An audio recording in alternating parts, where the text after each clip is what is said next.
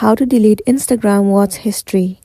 It's pretty simple and a quick process, so without any further delay, let's jump right into the video.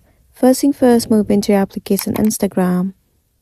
Make sure you are logged in into a specific account. Once logged in, head over to your profile at the bottom right corner of the screen. And then tap on this three horizontal line at the top right corner of the screen. In this space, simply move into your activity. Scroll all the way down to the bottom and click on Watch History.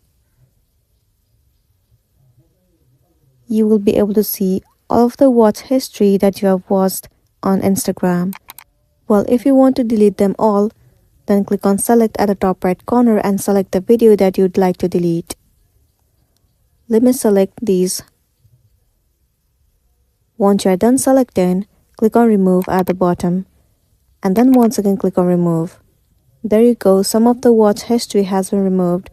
Likewise, you have to select all of them manually and then click on Remove. After that, you'll be good to go. So that's the end of the video. If this video helped you, give it a like and check out our next tutorial. Thank you.